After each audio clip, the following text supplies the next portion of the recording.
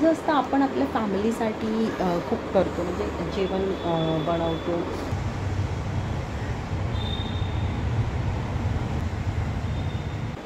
Hello, good morning सगळ्यांना. स्वागत आहे तुमचं आजच्या ब्लॉगमध्ये. सकाळचे वाजले आहेत एक पावणे 6 वाजले आहेत. मी आता उठली आहे.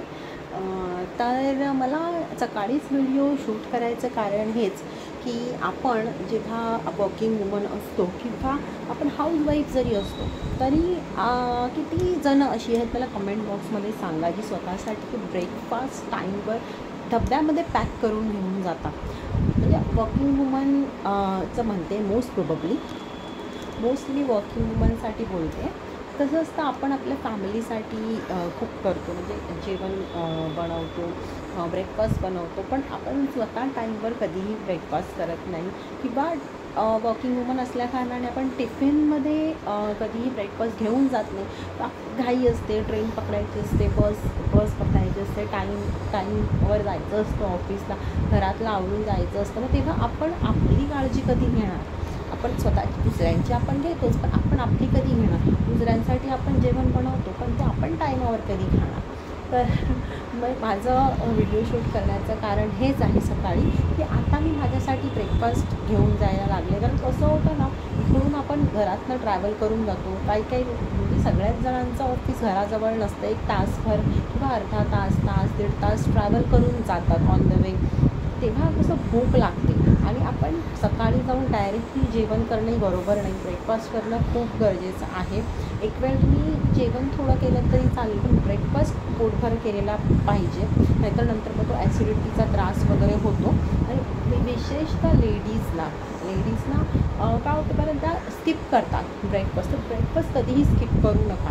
एक वेळ जेवण तुम्ही थोडं खाल्लं ना तरी चालेल किंवा लेट खाल्लं तरीही चालेल, पण हे जे ब्रेकफास्ट जे आहे ते टाईमवरच करायचा.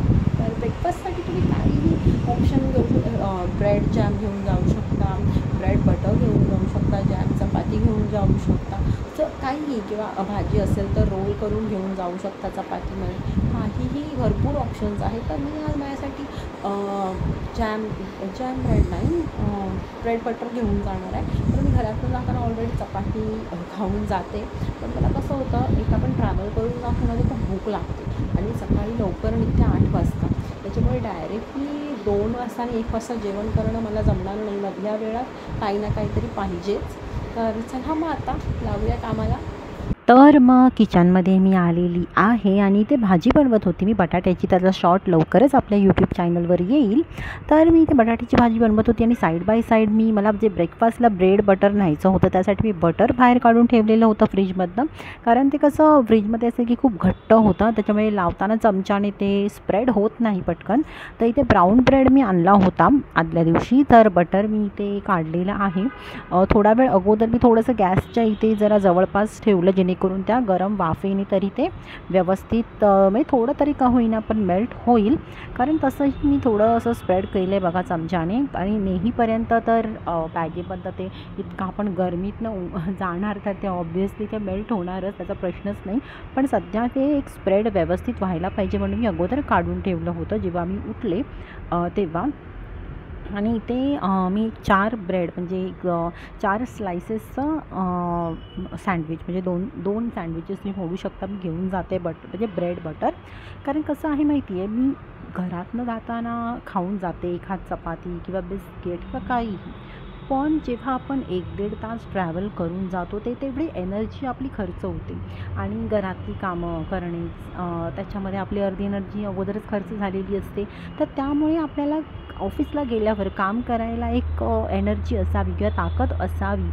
भूक लागून कसं होतं, कामाकडे आपलं भुकेने लक्ष लागत नाही. त्याच्यामुळे मी नेहमी हे काहीतरी कॅरी करण्यावर भर देते. कारण कसं होतं, आपण भुकेल्या पोटी काम नाही करू शकत आणि मग जेव्हा भूक लागते तेव्हा अरबट चरबट खाणं होतं.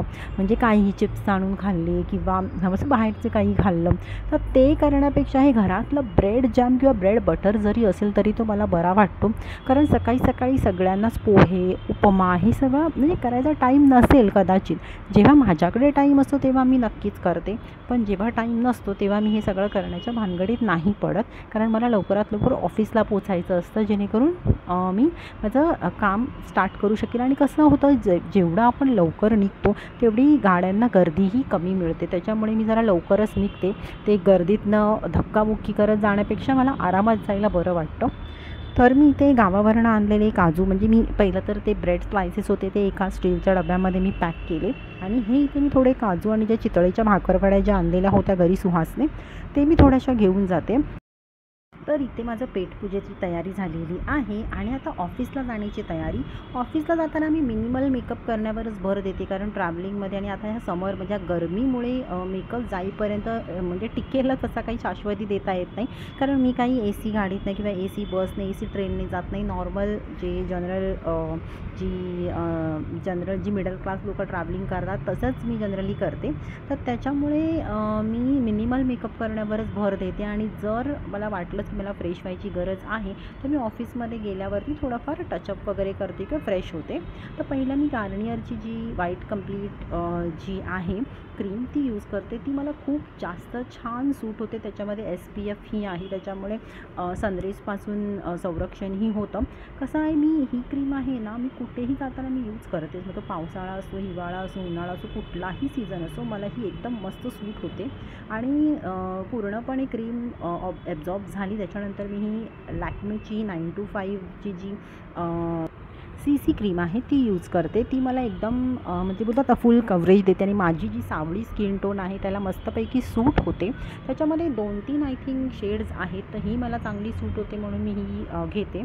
आणि माझ्या स्किनला देखील म्हणजे काही याचं साईड इफेक्ट झालेला नाही आहे अजूनपर्यंत तरी, त्याच्यामुळे मला ही वेल सूट झालेली आहे म्हणून मी हीच परचेस करण्यावर भर देते. आणि ही लावल्यावर मला दुसरं काही फाउंडेशन किंवा काही लावायची गरज वाटत नाही.